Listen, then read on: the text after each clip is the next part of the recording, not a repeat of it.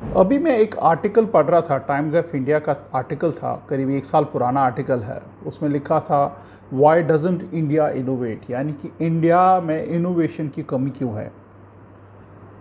इसका कुछ पॉइंट्स लिखे हुए थे which I agree with the article, but इसमें मेरा भी एक ओपिनियन है कि हम लोग इनोवेट क्यों नहीं कर पाते हैं। एक थॉट प्रोसेस है, मुझे लगा कि हम लोग उस प्रोसेस को या उस थॉट प्रोसेस को मैं आपसे लोगों से शेयर करूं, क्योंकि आप डायरेक्टली रिस्पॉन्सिबल है उस चीज़ के लिए। You are planning to go for an engineering, आप इंजीनियरिंग के स्टूडेंट हो, आप इवन पेरेंट्स हो एक इंजीनियरिंग बच्चे के या इंजीनियरिंग जाने वाले बच्चे के, तो आपके मतलब की चीज़ मैं बताने वाला हूँ आज। तो इस वीडियो को आप ज़रूर देखना, क्योंकि ये बड़ा क्रिटिकल वीडियो है। आपका थॉट प्रोसेस थोड़ा सा चेंज करने की कोशिश करूँगा। Life is all about contradiction. आज मैं कुछ सोचता हूँ, बट कल उठ के जब उठता हूँ तो लगता है कि अरे कल जो सोचा था वो गलत था, आज नए सिरे से सोचता हूँ। This is how the human being is. इंसान ऐसा ही है, आपके साथ भी ऐसा ही होता होगा, मेरे साथ भी ऐसा होगा कि हम लोग सोचते कुछ हैं, फिर 2-4 दिन के बाद सोचते अरे यार वो सोच गलत थी, अब ये सोच है। It's full of contradiction, life में ऐसा ही होता है। तो ये वीडियो आप लोगों को कहीं ना कहीं एक थॉट प्रोसेस पे मजबूर कर सकता है कि आप सोचें इस बारे में। I am not talking about कि आप इस वीडियो के बेसिस पे कुछ डिसीजन लो। Don't take any decision based on this video. It's more of a thought process, एक ओपिनियन है जिसको मैं शेयर करना चाहता हूँ आप लोगों के साथ। क्यों इंडिया इनोवेट नहीं कर पा रहा है। आप इनोवेशन को कहीं स्टार्टअप से मिक्स मत कर देना, बिजनेस या बिजनेसेस के साथ मिक्सअप नहीं करना। Innovation is heart and startup is mind, दो अलग अलग चीज़ें हैं। तो वीडियो को पूरा देखना, और वीडियो देखने के पूरा बाद आप अपना भी एक ओपिनियन डालना, आप अपने भी कुछ कमेंट डालना। उससे मेरे को बड़ा अच्छा लगता है कि आप लोग कमेंट डालते हो, लंबे लंबे कमेंट आते हैं, एनकरेजमेंट भी मिलती है, सीखने को बहुत कुछ मिलता है। बहुत सारे पेरेंट्स के बच्चों के बहुत सारे अच्छे अच्छे कमेंट्स आते हैं। मैं खुद भी बड़ा सीखता हूँ, ऑल्दो रिप्लाई कभी कभी नहीं कर पाता हूँ बिकॉज हज़ारों कमेंट्स डेली आते हैं, बट सीखने को बहुत मिलता है। ऐसा कमेंट ज़रूर डाला करो। और कुछ बच्चे या पेरेंट्स मैंने देखा कि काफ़ी बच्चों की हेल्प कर रहे हैं, वो कमेंट में हेल्प करते हैं। कोई बच्चा पूछता है ये कॉलेज हेल्प करते हैं, वो भी मेरे को बड़ा अच्छा लग रहा है। एक आई थिंक अमित गर्ग हैं जो हेल्प कर रहे हैं बच्चों की, which is a wonderful thing. आप भी हेल्प किया करो। अगर आप किसी कॉलेज के बारे में बेहतर जानते हो तो उस किसी बच्चे ने या पेरेंट ने कोई ऐसा सवाल पूछा, आप उसका जवाब डाल दिया करो, और विद अ डिस्क्लेमर यार मेरा ओपिनियन है, आप खुद रिसर्च करना। आपका डिसीजन आपका होना चाहिए। Don't allow somebody else to take your decision. क्योंकि आप जब ऐसा डालते हो आईआईटी फलाना और आईआईटी टिमकाना, it's a very scary situation, क्योंकि ये आपका डिसीजन है। आपको डिसीजन लेना है, आपको रिसर्च करना है कि कहाँ पे मैं डिसीजन लूँ। That is how you will be more empowered to work towards your goal. Otherwise क्या होगा, हर बारी आपको जब भी डिसीजन लेने की ज़रूरत पड़ेगी, आप यूट्यूब खोलोगे, किसी न किसी की बातें सुनोगे। एंड दीज यूट्यूबर्स जितने भी लोग हैं वो कोई एक्सपर्ट थोड़ी होते हैं, वो भी कहीं ना कहीं से कुछ ना कुछ इंफॉर्मेशन उनके पास होती है, वो शेयर करते हैं। तो इसलिए वीडियो पूरा देखना, सब्सक्राइब ज़रूर करना, और सब्सक्राइब करने के बाद कमेंट ज़रूर डालना, और लाइक भी किया करो वीडियो को। उससे इनक्रेजमेंट मिल जाती है मेरे को भी कि हाँ यार वीडियोस लाइक हो रहे हैं। अब जो फंडामेंटल प्रॉब्लम जो मेरे को लगता है हम लोग इनोवेट क्यों नहीं कर पाते हैं, वो है हमारा ब्रांच। हम लोग ब्रांच कैसे सिलेक्ट करते हैं? क्या आप बता सकते हो हम लोग ब्रांच कैसे सिलेक्ट करते हैं?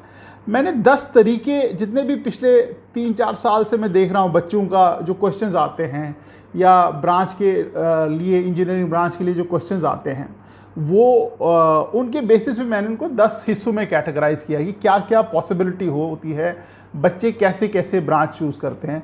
ये वीडियो पूरा देखना, क्योंकि एंड में आपको एक सोल्यूशन भी बताऊंगा। इस प्रॉब्लम का, इनोवेशन वाली प्रॉब्लम का सोल्यूशन क्या हो सकता है, पॉसिबल सोल्यूशन। ऐसा नहीं कि गारंटीड यही सोल्यूशन है, एक पॉसिबल सोल्यूशन बताऊंगा। इसलिए एंड तक बिल्कुल टिके रहना वीडियो पे। और ये 10 पॉसिबिलिटी जो है आपको सुन के भी हंसी आएगी कि 10 तरीके कौन से हमारे ब्रांच चुनने की। और ब्रांच चुनना मतलब होता है बच्चे को 4 साल इंजीनियरिंग कॉलेज में गुजारना। आपने इंजीनियरिंग कॉलेज जाने से पहले 2-3 साल मेहनत की होती है उस कॉलेज को अर्न करने के लिए, उस कॉलेज में जाने के लिए, यानी कि 2-3 साल प्लस 4 साल 6 साल। उसके बाद उस ब्रांच के साथ आपको पूरी ज़िंदगी निकालनी होती है। इट्स लाइक आप एक शादी कर रहे हैं किसी लड़की या लड़के के साथ, और ऐसी लड़की या लड़की के साथ आप पूरी ज़िंदगी का वादा निभा के चल रहे हो जिसके साथ आपकी कंपैटिबिलिटी नहीं है। सो वो मैं तरीका आपको बताऊंगा आप कैसे करते हो चूज़। थोड़ा हंसी है होगा, थोड़ा आपको लगेगा यार ये भी तरीके हैं। जो सबसे पहला तरीका था वो है शर्मा जी का बेटा। क्या होता है कि जब हमको ब्रांच चूज़ करने का टाइम आता है तो शर्मा जी का बेटा सडनली नज़र में आ जाता है। यार जो मेरे पापा हैं उनके जो फ्रेंड है शर्मा जी, उनका एक बेटा है, वो फलानी ब्रांच में कर रहा है। तो उससे मैंने पूछा he is very happy with the branch, तो आप भी ब्रांच वो ले लो। पहला समझ रहे हो कि आपसे नहीं पूछा गया या आपकी मर्ज़ी क्या है वो नहीं पूछी गई। वो शर्मा जी का बेटा या फादर के अंकल का कोई फ्रेंड है, उसका बेटा क्या कर रहा है, बेटी क्या कर रही है, कौन सी ब्रांच में कर रहे, उससे पूछ लिया। उसको ब्रांच अच्छी लगी इसलिए आपको भी लगेगी। दूसरा तरीका क्या है?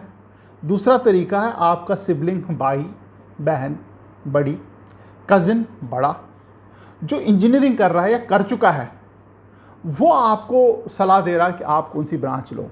आपसे पूछा नहीं जा रहा है, आपको बताया जा रहा है कि आप कौन सी ब्रांच लो।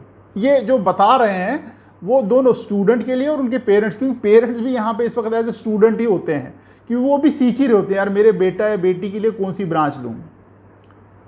तीसरा जो होता है वो होता है पड़ोसी का बेटा या पड़ोसी की बेटी। वो तो फलाने कॉलेज में है और उसकी ये ब्रांच है, तो वो तो उसके तो बड़े ऐश है, वो ब्रांच ले लो आप। You are getting my point कि ब्रांच कैसे डिसाइड हो पा रही है। आपसे पूछा नहीं जा रहा है और आपको पता भी नहीं है ब्रांच कौन सी चाहिए। टू बी वेरी ऑनेस्ट, मैं आप उस पर भी आता हूँ कि आपको क्यों नहीं पता ब्रांच क्यों कौन सी होनी चाहिए, मैं उस पर आता हूँ आपको। फोर्थ जो है हर्ड मेंटालिटी, यानी भेड़ चाल। जैसे आजकल की भेड़ चाल पता क्या है? वो है computer science engineering, artificial engineering, artificial intelligence engineering, data science engineering. ये भेड़ चाल है आजकल। हर कोई बंदा कंप्यूटर साइंस में जाना चाहता है, हर कोई बंदा। आप जेई एडवांस के टॉप 100, 200, 300 ले लो, सब ने कंप्यूटर साइंस। कोई दिल्ली में बैठा हुआ, कोई बॉम्बे में बैठा है, कोई कुछ बैठा हो। आप सो कॉल सुपर इंटेलिजेंट बच्चे हैं आपके हिसाब से, बट उनको खुद ही नहीं मालूम है कि ब्रांच कौन सी लेनी चाहिए। क्योंकि ऑल इंडिया रैंक 1 से 100 या 50 बॉम्बे जाते हैं, फिर दिल्ली जाते हैं, फिर कानपुर जाते हैं। इसलिए जो लास्ट ईयर कट ऑफ था उसके हिसाब से तो बॉम्बे जाना चाहिए उनको, तो इसलिए वो बॉम्बे गए। फिर 50 के बाद 100 तक दिल्ली जाना चाहते थे, अब वो दिल्ली चले गए। आप समझ रहे हैं? ये लाइट चली गई, so will continue with that. तो ये पंगा है। यानी कि इवन टॉपर जो भी हैं उनको भी नहीं मालूम है यार कि हमें ब्रांच कौन सी चाहिए। वो लास्ट ईयर का कट ऑफ देखते हैं। बट इसमें कुछ टॉपर हैं जो आपको थोड़ा चौकन्ना कर देंगे। क्योंकि मैं अभी पढ़ रहा था, टॉप 25 रैंक वाला जो बच्चा है उसने इंजीनियरिंग फिजिक्स ली है। वो भेड़ चाल के साथ नहीं चला है। उसके ऊपर भी मैं आऊँगा। इंजीनियरिंग फिजिक्स उस बच्चे ने लिए, उसके ऊपर भी आऊँगा मैं। नंबर 6 जो है ईजियर ब्रांच। काफ़ी सारे बच्चे ऐसे होते हैं जो बोलते हैं, या सुनने को आता है, सर ये ब्रांच तो मुश्किल है, इजी वाली ब्रांच बताइए जिसमें आराम से 4 साल निकाल लूँ मैं।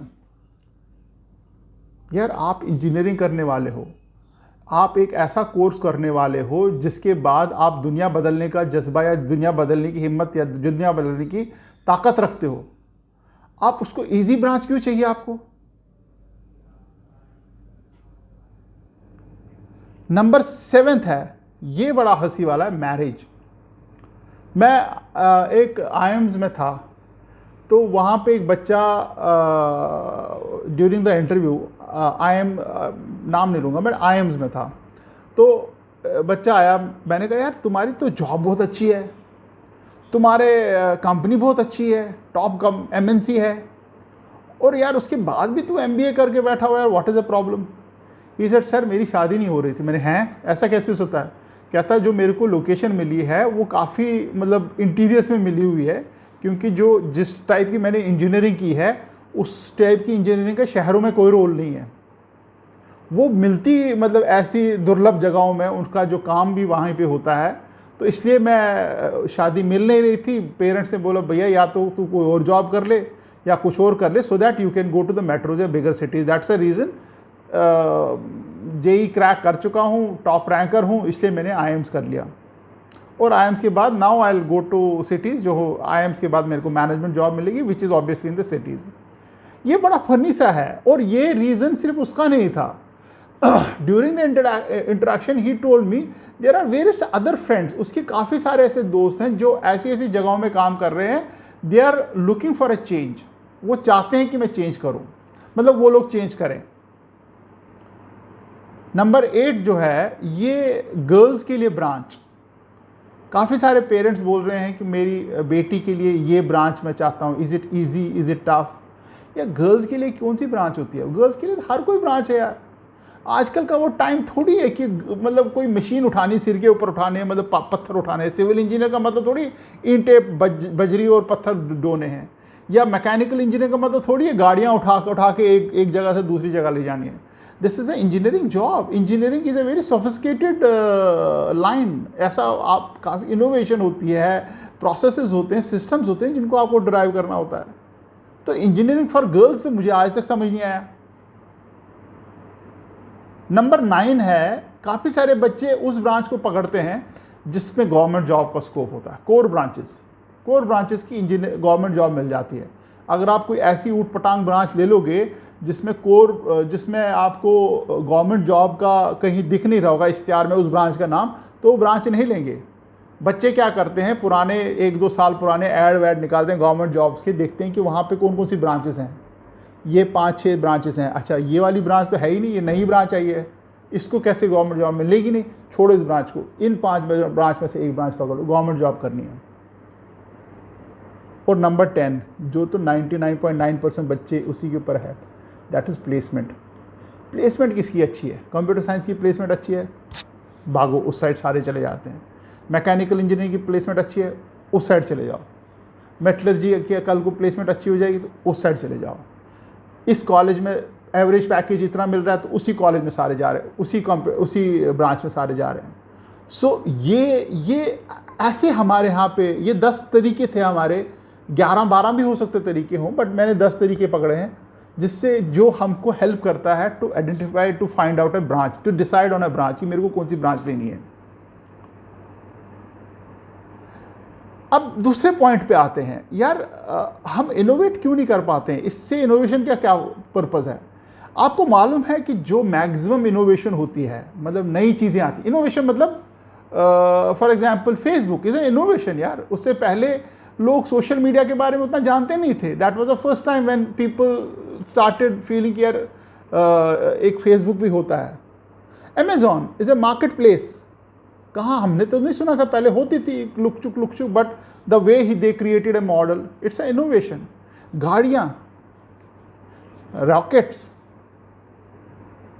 व्हाट्सएप, ये सारी इनोवेशंस हैं यार। कुछ इनोवेशंस आपको इनोवेशन शायद उतनी नहीं लगी। मेडिकल साइंस में, इंजीनियरिंग में इनोवेशन। इंडिया में क्या हो रहा है? इंडिया में स्टार्टअप्स हो रहे हैं। इंडिया में स्टार्टअप का मतलब ये होता है कि जो आपका यूएस या बाहर की कंट्री में प्रोडक्ट या प्रोडक्ट लाइन चल रही है, इंडिया में आप उसको रिप्लिकेट करेंगे और इंडिया में बिजनेस बनाएंगे उसका। You are doing a cut copy paste. कुछ इनोवेशन होती हैं, ऐसा नहीं कि सारा मैं ऐसे ही बोल रहा हूँ, कुछ इनोवेशन है, बट जिस हिसाब से हमारी पॉपुलेशन है, जिस हिसाब से हमारा कल्चर है 4000-5000 साल पुराना, हड़प्पा मोहनजोदड़ो आप देखोगे दंग रह जाओगे। वहाँ पे आपके बाथरूम्स भी हैं, गलियाँ भी हैं, सड़कें भी हैं। अगर आप उसको स्टडी करोगे, वर्ल्ड में जब पूरा वर्ल्ड जंगली जानवरों की तरह रह रहा था, हमारा हिंदुस्तान सिविलाइज्ड था।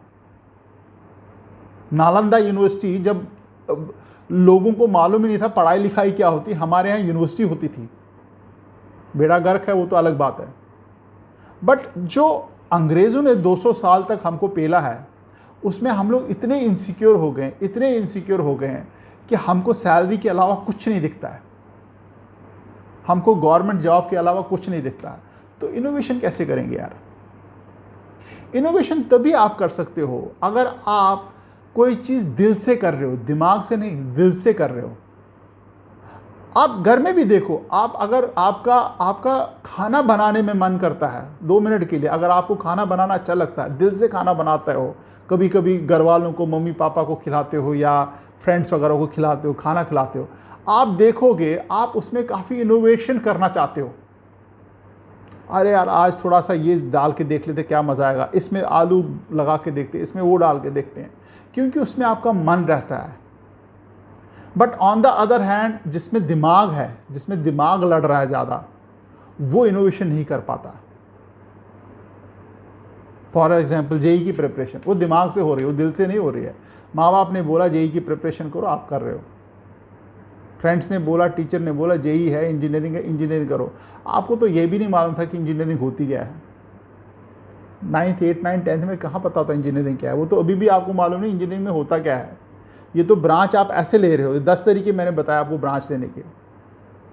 अगर हिंदुस्तान में बच्चा अपने पैशन के साथ ले इंजीनियरिंग की ब्रांच, मेरे को एक एरोस्पेस इंजीनियरिंग में पैशन है, मैं कुछ करना चाहता हूँ, बिलीव मी आप इनोवेट करोगे। जिस बच्चे ने इंजीनियरिंग फिजिक्स ली है 25th रैंक, आज से 10 साल बाद देखना कुछ ना कुछ कमाल तो ज़रूर किया होगा उस बच्चे ने, क्योंकि वो पैशन के साथ गया है।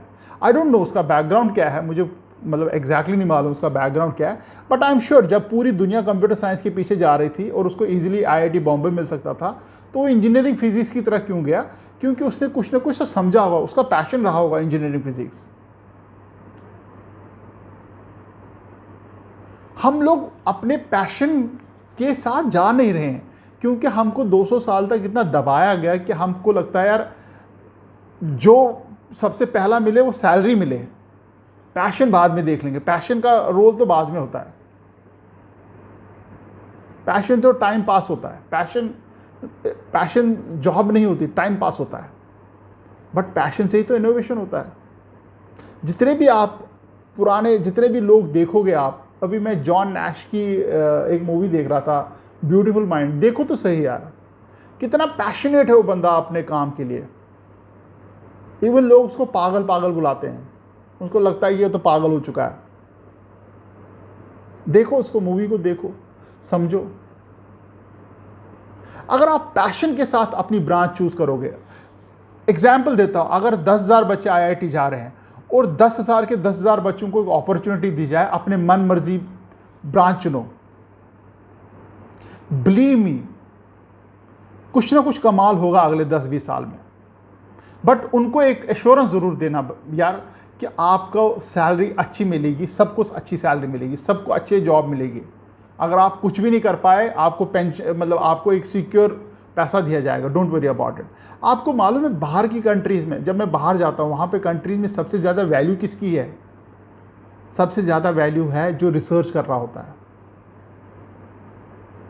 और इंडिया में जो रिसर्च कर रहा होता है उसको समझा जाता है उसको कहीं जॉब नहीं मिली, अब रिसर्च कर रहा है। अब you getting my point, mentality क्या है इंडिया में? हमको लगता है, लोगों को लगता है जिसको जॉब नहीं मिल रही सिर्फ रिसर्च कर रहा है, अदरवाइज तो ये कहीं पे मतलब मैकेंजी में, E&Y में, फलाने में, टमकाने में होता। ये क्यों पड़ा हुआ फलानी यूनिवर्सिटी में रिसर्चर बैठा हुआ है, कुछ ना कुछ कर रहा होता है, ये कर रहा होता है, वो कर रहा होता।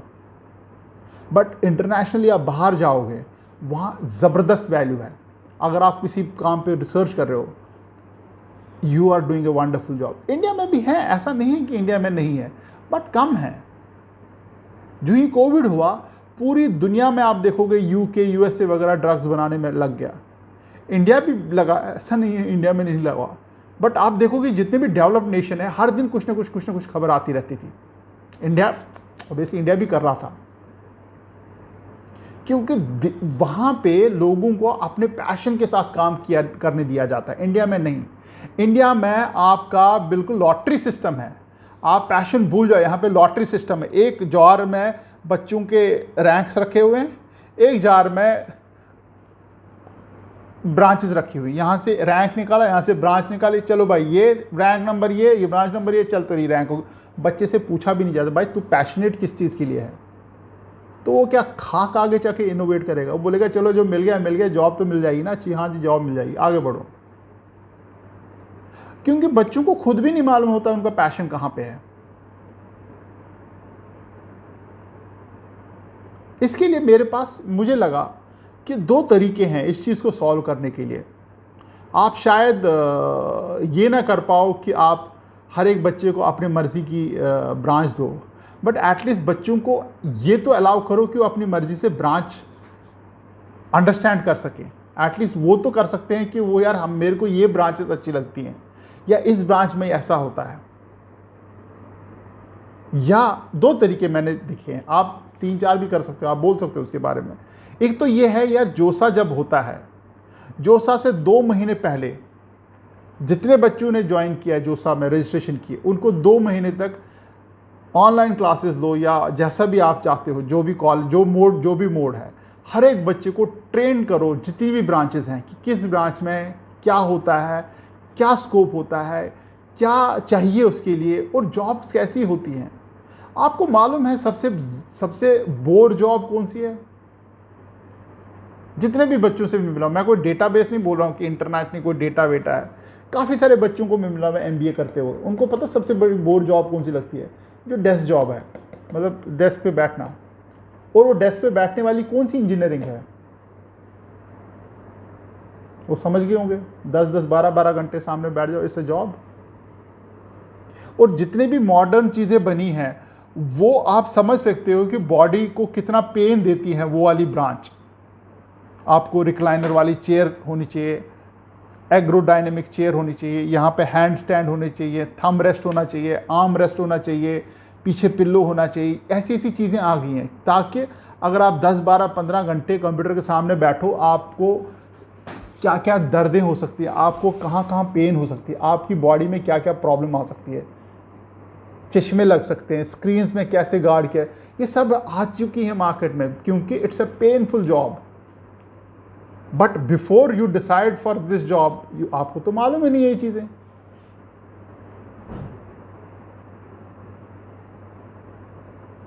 सो पहला काम हो सकता है कि जोसा की रजिस्ट्रेशन से जितने बच्चों ने रजिस्टर किया उनको 2 महीने के लिए आप ट्रेन करो कि कितनी ब्रांचेस हैं, क्या क्या स्कोप है उसमें, क्या क्या उनको मॉक कराओ कि क्या क्या करना होता है इंजीनियरिंग के बाद, आपकी कॉम्पिटेंस क्या है, आपका पैशन कहाँ है, वो कैसे आगे बढ़ेगा। दूसरा तरीका ये है कि क्लास 12th के बाद आप एक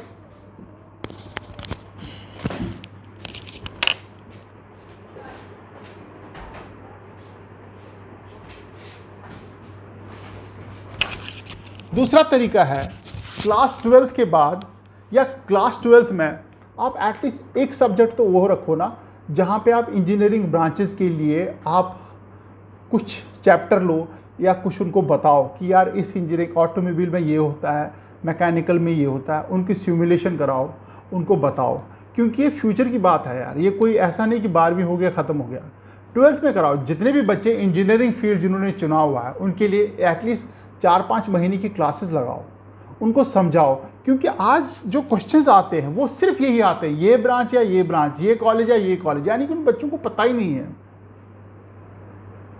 उन बेचारों को जो बोल दे जी ये ब्रांच ले लो, वो तो उसी में चले जाएंगे।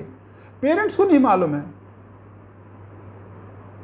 या तो जोसा वाले 2 महीने बिफोर स्टार्टिंग द एग्जाम, 2 महीने पहले उनको बता दे जी ये ब्रांचेस हैं, आप फिल करो चॉइसेस, उनको ट्रेन करो बच्चों को, उनको बताओ किस ब्रांच में क्या स्कोप है, करना क्या होता है, वर्किंग स्टाइल क्या है, वर्क प्रोफाइल क्या है, फ्यूचर क्या है, 10 साल 15 साल बाद फ्यूचर क्या है, इंडस्ट्री में क्या हो रहा है, कंपनीज कौन सी आ रही हैं, क्या कंपनीज हायर करती हैं, प्लेसमेंट कितनी, सैलरी कितनी है। अगर ऐसे आप एजुकेट करोगे ना तो ये क्वेश्चंस नहीं आएंगे, ये ब्रांच वर्सेस ये ब्रांच। ऐसे तो मतलब आप देखो, मेरे को हज़ारों क्वेश्चंस आ रहे हैं हर दिन, क्या जवाब दूं मैं उनको? मेरे को तो मालूम ही नहीं उनका प्रोफाइल भी बच्चों को बेचारों का क्या है।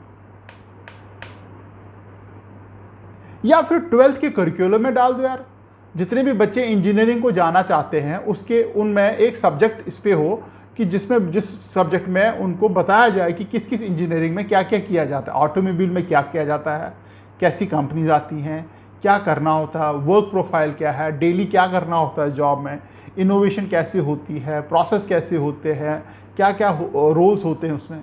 या तो 12th में करा लो। तीसरा कोई समाधान है तो आप बताओ।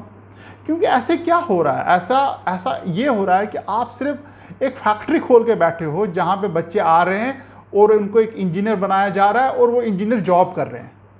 हम लोग बहुत अच्छे एम्प्लॉय बनते जा रहे हैं। जितने भी जो यूएसए में जितने भी जो सीईओ, सो कॉल्ड सीईओज हैं हमारे इंडिया के, जिसमें हमको काफ़ी प्राउड होता है, they are not innovators, they are employees. वो एम्प्लॉई हैं। हमने बहुत वर्ल्ड क्लास एम्प्लॉय पैदा कर दिए हैं। इवन जितने भी आउटसोर्स काम यहाँ पे आता है वो इसलिए आता है क्योंकि इंडिया में एम्प्लॉय बहुत अच्छे हैं। हम इनोवेट नहीं कर पा रहे हैं क्योंकि हमें मनपसंद काम करने के लिए दिया ही नहीं गया है। हमें पूछा ही नहीं गया है कि क्या आप मनपसंद काम क्या है आपका और क्या करना चाहते हो। हमें उतना एजुकेट ही नहीं किया गया है जहाँ पे हमें पता लगे कि हाँ यार ये हमारा मनपसंद काम है। आई होप यू अंडरस्टैंड कि मैं the purpose of this video है कि एक थॉट प्रोसेस बिल्डअप करना, कि आप भी सोचो मैं भी सोचूं आगे कैसे बढ़े। आपके मन में और भी कुछ सवाल हो या किसी चीज़ का जवाब भी हो तो आप मेरे को डालो यार। मज़ा आता है पढ़ने में, तो बहुत मज़ा आता है। शायद हर एक चीज़ का जवाब ना हो मेरे पास, बट पढ़ने में बहुत मज़ा आता है। All the best and thank you very much.